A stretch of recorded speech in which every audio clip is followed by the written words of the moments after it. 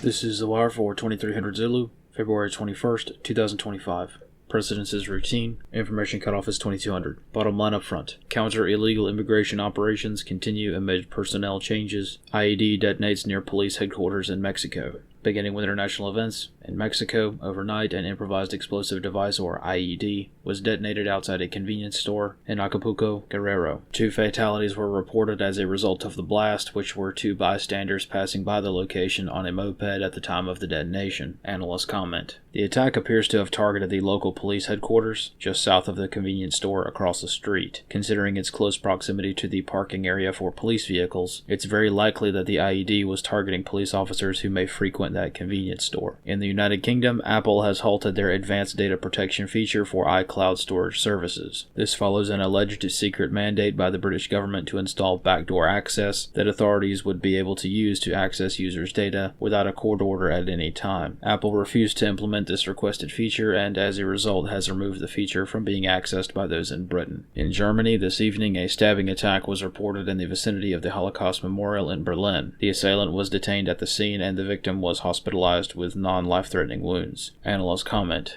Due to long-standing German policy and culture, details regarding this incident will be hard to come by. As such, there's very little to go on for determining what happened. Some media sources claim multiple people were wounded, other sources claim only one. The location of the incident taking place in or around the Holocaust Memorial is really the only detail that has been made public, though this area is a large outdoor venue near major streets, so correlating the site to the attack isn't definitive without additional details. On the home front in Washington, D.C., this morning various media groups announced that the Department of Justice announced an investigation into United Health Group. This investigation pertains to the group's allegedly illegal practices pertaining to fraudulent Medicaid billing. Analysts comment. A few hours after mainstream media broke this story, United Health Group denounced the reporting, calling it misinformation. As of right now, there has not been any statement directly from the DOJ confirming this investigation, so there's no way to independently verify a leak made directly to the mainstream media. In Texas, deportation operations continue as before, while corporate efforts to dig in begin to materialize. Recently unsealed court documents indicate that the DOJ prosecuted the owners of a bakery a few weeks ago, allegedly for harboring illegal aliens in violation of U.S. Code Title 8, Section 1324.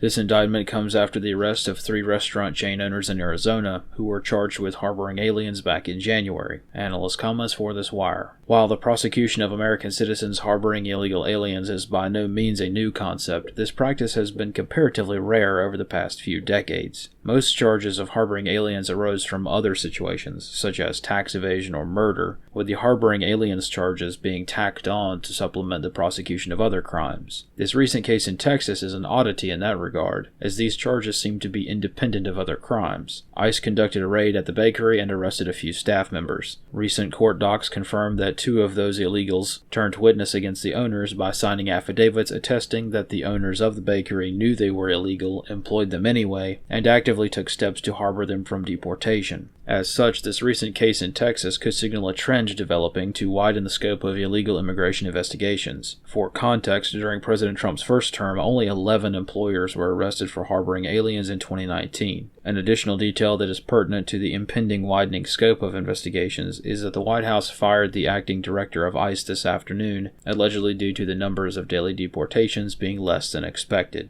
This concludes the Wire for 2300 Zulu, February 21st, 2025.